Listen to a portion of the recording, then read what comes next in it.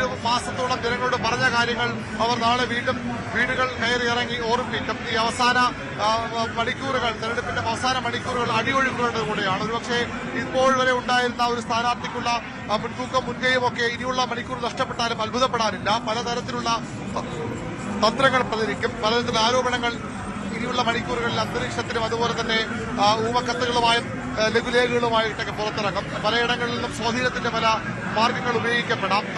സാധാരണഗതിയിൽ പണം കൊടുത്ത് വോട്ട് വാങ്ങാൻ കഴിയില്ല എന്നൊക്കെ പറയുമ്പോഴും അത്തരം സാധ്യതകൾ പരീക്ഷിക്കുന്നവരുമുണ്ട്. അതും നമ്മുടെ കേരളത്തിൽ കുറവല്ല. അത്തരം തന്ത്രങ്ങളുടെ ഒക്കെ മണിക്കൂറുകളാണ്. ഓരോ വോട്ട് ഉറപ്പിക്കണം. തദ്ദേശ തെരഞ്ഞെടുപ്പാണ്. വളരെ ചുരുങ്ങിയ വോട്ടാണ് ഓരോ വാർഡിലും ഉണ്ടാവുക. ആ ഓരോ വോട്ടും നിർണായകമാണ്.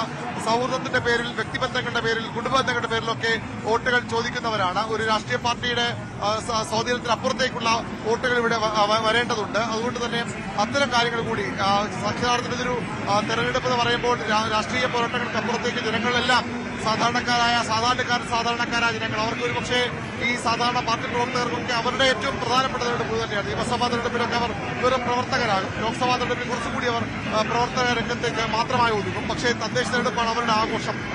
ഓരോ രാഷ്ട്രീയ പാർട്ടികളും വിശ്വസിക്കുന്ന പ്രവർത്തകർ അവരുടെ പാർലമെന്ററി മോഹങ്ങൾ, ഒരു 90% പ്രവർത്തകരുടെ പാർലമെന്ററി മോഹങ്ങൾ ഈ പഞ്ചായത്ത് തെരഞ്ഞെടുപ്പിലൂടെ, തദ്ദേശ തെരഞ്ഞെടുപ്പിലൂടെ അവസാനിക്കുന്നതാണ്. അതുകൊണ്ട് തന്നെ അവർക്ക് ഏറ്റവും പ്രധാനപ്പെട്ട ഇതാണ്. ജനങ്ങളുമായി ഏറ്റവും ചേർന്ന് നിൽക്കുന്ന ഒരു വിഭാഗമാണ് തെരഞ്ഞെടുപ്പിൽ മത്സരിക്കുന്നത്. സ്വാഭാവികമായും സർക്കാർ അവരുടെ നേട്ടങ്ങൾ അവരുടെ മറ്റു മാധ്യമങ്ങൾ പറയുമ്പോഴും ഈ പ്രാദേശിക പ്രവർത്തകരിലൂടെയാണ് വീടുകളിൽ സർക്കാർ നേട്ടങ്ങൾ എത്തുന്നത്. സർക്കാരിനെതിരെയുള്ള പ്രതിപക്ഷങ്ങളുടെ പ്രചരണം എത്തുന്നത് ഈ സാധാരണ പ്രവർത്തകരിലൂടെയാണ്. അവരാണ് ഈ ഉത്സവത്തിന്റെ ഭാഗം. നമുക്കറിയാം എത്രത്തോളം ആവേശമാണ്. വലിയൊരു ഹൈമാസ്റ്റ് ലൈറ്റിന്റെ ഒരു തൂണാണ്. അതിന്റെ മുകളിൽ കയറി ഒരു പ്രവർത്തകൻ ആവേശം പ്രകടിപ്പിക്കുകയാണ്.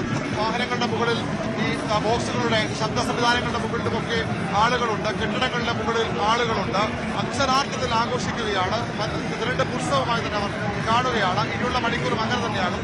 വലിയ തർക്കങ്ങളോ സംഘർഷങ്ങളോ ഇല്ലാതെ എല്ലായിടും ആരില്ല. സ്ത്രീകൾ ഉൾപ്പെടെ ഇവിടെ ആടിപ്പാടി ഈ തെരഞ്ഞെടുപ്പ് ഉത്സവത്തിന്റെ ഭാഗമാവുകയാണ്. കൊട്ടിക്കലാശത്തിന്റെ ഭാഗമാവുകയാണ്. എല്ലാവരും ഒരുമിച്ച് അവരുടെ രാഷ്ട്രീയം പറഞ്ഞുകൊണ്ട്, എന്നാൽ തങ്ങളുടെ പ്രശ്നങ്ങൾ പറഞ്ഞുകൊണ്ട്, ഈ ഏറ്റവും കൗതുകരമായ കാര്യം, ഒരുപക്ഷെ ഒരു വീട്ടിൽ നിന്ന് തന്നെ 2 പാർട്ടികൾക്കും സ്ഥാനാർത്ഥികളുണ്ടാകാം, ഒരുപക്ഷെ 3 പാർട്ടികൾക്കും സ്ഥാനാർത്ഥികളുണ്ടാകും. അത്തരത്തിലുള്ള കാര്യം നമ്മൾ കണ്ടതാണ്. ഒരു വീടിന്റെ പുറത്തിറങ്ങി അടുത്ത വീട്ടിൽ അവരുടെ വാതിൽ നോക്കുന്നത് അടുത്ത വീട്ടിലേക്കാകാം. അവിടെ രാഷ്ട്രീയ എതിരാളിയായിരിക്കാം. അവർ ഈ തെരഞ്ഞെടുപ്പിലെ ഏത് സ്ഥാനാർത്ഥിയാകാം. അത്തരത്തിൽ വളരെ വ്യക്തിബന്ധപ്പെടുന്ന ആളുകൾ പരസ്പരം മത്സരിക്കേണ്ടി കൂടി വരുന്ന തെരഞ്ഞെടുപ്പ് കൂടിയാണ് ഈ തദ്ദേശ തെരഞ്ഞെടുപ്പ്. അതിന്റെയൊക്കെ കൗതുകവും വീറും വാശിയും ഒക്കെ ഉണ്ട്. ഒരു കുടുംബത്തിലെ പല അംഗങ്ങൾ പല പാർട്ടികൾക്കായി മത്സരിക്കുന്നതൊക്കെ നമ്മൾ നിരവധി വാർത്തകൾ ഈ ദിവസങ്ങളിൽ റിപ്പോർട്ട് ചെയ്തതാണ്.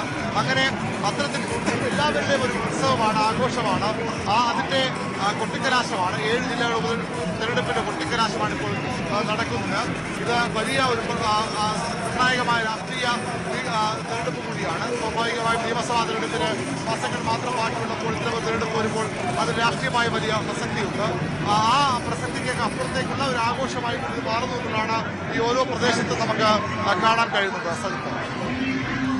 അതാണ് സാഹചര്യം. എന്തായാലും പഞ്ചായത്ത് ഉത്സവം അത് എല്ലാ അർത്ഥത്തിലും അത് തെരഞ്ഞെടുപ്പ് ആവേശമായി മാറുകയാണ്. ജനാധിപത്യത്തിൻ്റെ മനോഹരമായ കാഴ്ചകൾ കൂടിയാണ് ഇത് എന്ന് പ്രത്യേകതയുമുണ്ട്. കാരണം പ്രാദേശിക വിഷയങ്ങൾ ഓരോന്നും പറഞ്ഞുകൊണ്ട് എല്ലാവരും പരസ്പര ബന്ധമുള്ളവരും സുഹൃത്തുക്കളുമൊക്കെ ആവാം. പക്ഷേ അവർക്കില്ലെങ്കിൽ കൃത്യമായ രാഷ്ട്രീയമുണ്ട്, കാഴ്ചപ്പാടുകളുണ്ട്, നിലപാടുകളുണ്ട്. അവ പരസ്പരം ഈ തെരഞ്ഞെടുപ്പ് രംഗത്തേക്ക് കൊണ്ടുവന്നവർ ഏറ്റുമുട്ടുകയാണ്. ഓരോ മേഖലയ്ക്കും വ്യത്യസ്തമായ വിഷയങ്ങൾ പറയാനുണ്ട്. ഒരുപക്ഷെ സംസ്ഥാനാടിസ്ഥാനത്തിൽ രാഹുൽ മാങ്കൂട്ടവും വിഷയങ്ങളും ഒപ്പം ശബരിമല സ്വർണ്ണക്കടത്തും അത്തരം വിവാദങ്ങളുമൊക്കെ പറയാൻ നേതാക്കൾക്കുണ്ടെങ്കിൽ കൂടിയും പ്രാദേശികമായി ഈ വിഷയങ്ങൾ മാത്രം പോരാ. അവർക്ക് മറ്റു ചില വിഷയങ്ങൾ ഉന്നയിക്കണം. അതൊരു പ്രദേശത്തിൻ്റെ പ്രത്യേകതയിൽ ഉൾപ്പെടുന്ന വിഷയമാവാം, അവിടുത്തെ ഒരു മണ്ണെടുപ്പ് തർക്കമാവാം, പാറമടയുമായി ബന്ധപ്പെട്ട പ്രശ്നങ്ങളാവാം. ഇതെല്ലാം അഡ്രസ്സ് ചെയ്ത് ജനങ്ങളോട് അതിന് മറുപടി പറഞ്ഞ് അതിൽ ചില ഉറപ്പുകൾ നൽകി അത് പാലിക്കുമെന്ന് ഉറപ്പു നൽകി ജനങ്ങളെ വിശ്വാസത്തിലെടുപ്പിച്ച് മാത്രമേ അവർക്ക് മുന്നോട്ട് പോകാൻ കഴിയൂ. അങ്ങനെ വ്യത്യസ്തമായ കാഴ്ചകളെല്ലാം ഉണ്ടാവുന്നുണ്ട്. സംസ്ഥാന നേതാക്കളൊക്കെ താരങ്ങളാണ് ഈ തെരഞ്ഞെടുപ്പിൽ, അല്ലെന്നല്ല.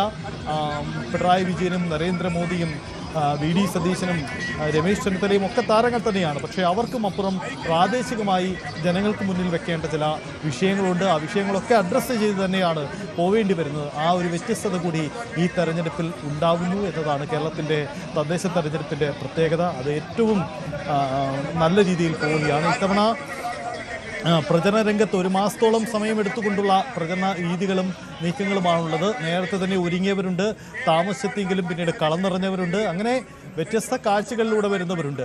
ഈ തെരഞ്ഞെടുപ്പ് രംഗത്തേക്ക് ആദ്യമായി വന്ന് പൊതുപ്രവർത്തനത്തിന്റെ ഭാഗമാകുന്ന വീട്ടമ്മമാരുണ്ട്. അങ്ങനെ വീടുകൾ ഒതുക്കപ്പെട്ടിരുന്ന ജീവിതം പൊതുരംഗത്തേക്ക് എടുത്തെറിയപ്പെട്ട് അങ്ങനെ വരുന്നവരുമുണ്ട്. അങ്ങനെ ആ കാഴ്ചകൾ വ്യത്യസ്തമാണ്, രീതികൾ വ്യത്യസ്തമാണ്, അവർ പറയുന്ന രാഷ്ട്രീയം വ്യത്യസ്തമാണ്. പലരും ദേശീയ തലത്തിലും സംസ്ഥാനത്തിലുമുള്ള കാര്യങ്ങളൊക്കെ പഠിച്ച് അവതരിപ്പിച്ച് തെരഞ്ഞെടുപ്പിലേക്ക് വരുന്നവരുമുണ്ട്. അങ്ങനെ തദ്ദേശ സ്ഥാപനങ്ങളിൽ പുതിയ ഭരണസമിതികൾ വരികയാണ്. കേരളത്തിൽ ആര് ഭരിച്ചാലും കേരളത്തിൻ്റെ ത്രിതല പഞ്ചായത്ത് സംവിധാനത്തിന് അതിസുപ്രധാനമായ പങ്കുണ്ട്. ആ പഞ്ചായത്തുകളാണ് നിർവഹിക്കപ്പെടുന്നത്. അവർ ഏത് രാഷ്ട്രീയ പാർട്ടിയുടേതാണെങ്കിലും അവർ ജനത്തിന് മറുപടി പറയേണ്ടവരാണ്, ജനങ്ങളുമായി ഏറ്റവും അടുത്ത് ബന്ധപ്പെടുന്നവരാണ്. ഒരു പഞ്ചായത്ത് മെമ്പർ എന്നത് ജനങ്ങളുടെ ഏത് ആവശ്യത്തിനും തൊട്ട് വെളിപ്പാടകലെയുള്ള വ്യക്തിയാണ്. അത് പലപ്പോഴും വോട്ടർമാർ അവരുടെ അധികാരം അവകാശവുമായി വിനിയോഗിക്കുന്ന വ്യക്തി കൂടിയാണ്. അതുകൊണ്ട് ആ വ്യക്തികളെയാണ് തിരഞ്ഞെടുക്കപ്പെടുന്നത്.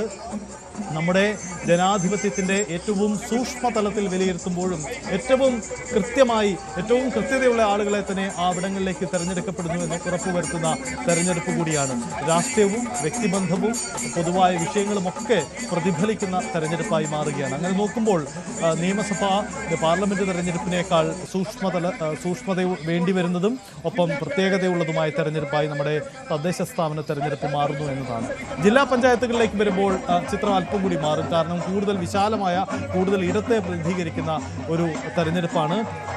അപ്പോൾ സ്വാഭാവികമായും സംസ്ഥാന രാഷ്ട്രീയത്തിൻ്റെ ഒരു പ്രതിഫലനം ഈ ജില്ലാ പഞ്ചായത്ത് സ്ഥാനാർത്ഥികൾ പൊതുവിൽ ഉണ്ടാവും. അത്തരം തെരഞ്ഞെടുപ്പുകളും വികാരങ്ങളും വരും. പക്ഷേ താഴേക്ക് വരുമ്പോൾ പഞ്ചായത്ത് തലത്തിലും വാർഡ് തലത്തിലും ഒപ്പം തന്നെ ബ്ലോക്ക് തലത്തിലും ഒക്കെ വരുമ്പോൾ ചിത്രം മറ്റൊന്നാണ്. അവിടെ തീർത്തും പ്രാദേശികമായ വിഷയങ്ങൾ തന്നെ ഊന്നൽ നൽകിക്കൊണ്ടുള്ള തെരഞ്ഞെടുപ്പ് രീതികളും നീക്കങ്ങളുമാണ് ഉണ്ടാവുന്നത്. അരുൺ പങ്കുവച്ചത് തിരുവനന്തപുരത്തിൻ്റെ മലയോര മേഖലയുടെ പ്രത്യേകതകളാണ്. നോക്കൂ, ഗ്രാമമേഖലകളിലേക്ക് ചെല്ലുമ്പം ആവേശം ഒന്നുകൂടി ഇരട്ടിച്ചു എന്ന് തോന്നും. ആ തരത്തിലുള്ള കാഴ്ചകളാണ് ഉണ്ടാവുന്നത്. എന്തായാലും ഈ 7 ജില്ലകളുടെ പൊതുചിത്രമാണ് നമ്മൾ കണ്ടുവരുന്നത്. ഇനി അവശേഷിക്കുന്ന ജില്ലകൾ തൃശ്ശൂർ മുതൽ കാസർഗോഡ് വരെ നീളുന്ന ജില്ലകളാണ്. അവിടേക്ക് വരുമ്പോൾ രാഷ്ട്രീയത്തിന് അല്പം കൂടി ഊർജവും പാകതയും കൂടുതൽ അനുഭവപ്പെട്ടു എന്നതാണ് മുൻകാല ചിത്രം. അങ്ങനെയെങ്കിൽ ആ ശക്തി ഒന്നുകൂടി നമുക്ക് ആ മേഖലകളിൽ ഉണ്ടാകുമെന്ന് പ്രതീക്ഷിക്കാം. അത് ആണ് വരും ദിവസങ്ങളിൽ ഉണ്ടാകാൻ പോകുന്ന കാഴ്ചകളും. അരുൺ മോഹൻ നമുക്കൊപ്പം ചേരുന്നുണ്ട്. വെള്ളറടയിൽ നിന്നാണ് അരുൺ മോഹൻ ചേരുന്നത്. മലയോരത്തിൻ്റെ മറ്റൊരു മേഖലയാണ് തിരുവനന്തപുരത്തിൻ്റെ. അരുൺ, ഈ മലയോര ജില്ലയുടെ ആവേശങ്ങൾ നമ്മൾ പൊതുവിൽ ഈ ദൃശ്യങ്ങൾ കണ്ടുവരികയായിരുന്നു. വെള്ളറട, അവിടെ എങ്ങനെയാണ് തെരഞ്ഞെടുപ്പ് നടക്കുന്നത്? മലയോര ജില്ലയുടെ തെരഞ്ഞെടുപ്പ് ആവേശം എങ്ങനെ പുരോഗമിക്കുന്നു? നേരത്തെ സൂചിപ്പിച്ചതുപോലെ തന്നെ 1 മാസക്കാലം നീണ്ടുനിന്ന തെരഞ്ഞെടുപ്പ് പ്രചരണങ്ങളുടെ കുട്ടിക്കലാശം അക്ഷരാർത്ഥത്തിൽ ഈ പറയുന്ന തെക്കൻ മലയോര മേഖലയിൽ ഒരു ഉത്സവ ലഹരി തന്നെയാണ് സൃഷ്ടിച്ചതെന്ന് നമുക്ക് പറയാം. ഈ പറയുന്ന 3 മുന്നണികളും ഇഞ്ചോടിഞ്ച് അവരുടെ മത്സര പോരാട്ടങ്ങൾ, അവരുടെ കരുത്ത്, അല്ലെങ്കിൽ ഈ ഒരു കാലഘട്ടത്തിൽ ആർജിച്ചെടുത്ത വിശ്വാസങ്ങളെല്ലാം ഒരു പ്രചരണ സമാപനത്തിന് നാന്ദി കുറിക്കുന്ന ഉത്സവ ലഹരി തന്നെയാണ് ഇവിടെ കാഴ്ചവെച്ചത് നമുക്ക് എടുത്തു പറയാം. ഒന്നിനൊന്നിന് പോരാട്ടം തന്നെയായിരുന്നു ഇവിടെ കാണാൻ കഴിഞ്ഞത്.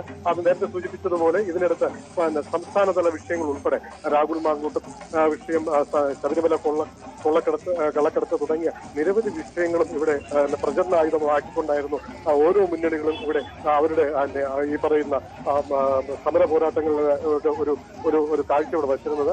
ഒപ്പം ഇത് സംസ്ഥാന അതിർത്തി എന്നുള്ള ഒരു പ്രത്യേകതയുണ്ട്. കേരളത്തിലെ സംസ്ഥാന അതിർത്തിയാണ് ഈ പറയുന്ന വെള്ളറട എന്ന് പറയുന്ന പ്രദേശം. ഈ വെള്ളറട പ്രദേശത്ത് ഈ പറയുന്ന ജില്ല വിട്ടുപോലും ഒരു പക്ഷേ നമുക്ക് നേരത്തെ നമ്മൾ സൂചിപ്പിച്ചതുപോലെ അതിർത്തിക്കപ്പുറത്ത് ഇലക്ഷൻ നടന്നിട്ട് വർഷങ്ങളായി. തമിഴ്നാട്ടിലെ ഇലക്ഷൻ നടന്നിട്ട് അപ്പോൾ ഇവിടെ ഒരു ഈ പറയുന്ന കലാശിഷ്ടപ്പെട്ടാണ് അതിർത്തി കടന്നുപോലും പലരും നേരത്തെ സ്ഥാനം പിടിച്ചിരുന്നു.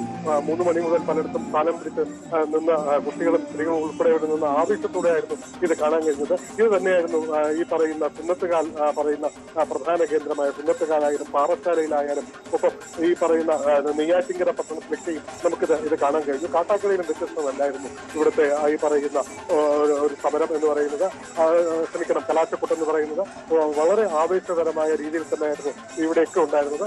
ഒപ്പം നെടുമങ്ങാടിൽ ഈ പറയുന്ന അതിഗംഭീരമായ ഒരു കലാശക്കൊട്ട് പോരാട്ടമൊക്കെ തന്നെയായിരുന്നു നിന്നത്. ഇനി നിശബ്ദമായ പ്രചരണത്തിന്റെ കാലമാണ് ഇനിയുള്ളത്.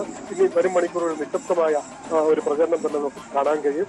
നേരത്തെ പറഞ്ഞതുപോലെ സമവാക്യങ്ങൾ വെച്ചും ബന്ധുത്വങ്ങൾ വെച്ചുമൊക്കെ ഇനി വോട്ടുകൾ തങ്ങളുടെ പോക്കറ്റിൽ ഉറപ്പിക്കുക എന്നുള്ളൊരു അജണ്ടയാണ് ഇനിയുള്ള മണിക്കൂറുകളുള്ളത്. അതിലേക്ക് അവർ തിരിഞ്ഞു കഴിഞ്ഞു. പ്രചരണങ്ങൾക്കൊക്കെയും വിരാമം വിട്ടുകൊണ്ട്, പരസ്യ പ്രചരണങ്ങൾക്കൊക്കെയും വിരാമം വിട്ടുകൊണ്ട് നിശബ്ദ പ്രചരണങ്ങളിലേക്ക് വഴിമാറുന്ന ഒരു കാഴ്ചയാണ് ഇപ്പോൾ ഗ്രാമാന്തരങ്ങളിൽ കാണാൻ കഴിയുന്നത്. യെസ്, അങ്ങനെയാണ് ഗ്രാമമേഖലയിലെ കാഴ്ചകൾ എങ്ങനെ പുരോഗമിക്കുക. നമുക്ക് വീണ്ടും എറണാകുളം ജില്ലയ്ക്ക് ഒന്ന് മടങ്ങി പോവാം. ആജ്ഞ രവീന്ദ്രൻ ചേരുന്നുണ്ട്. ആജ്ഞ നിൽക്കുന്നത് എവിടെയാണ്? എന്താണ് അവിടുത്തെ കാഴ്ചകൾ?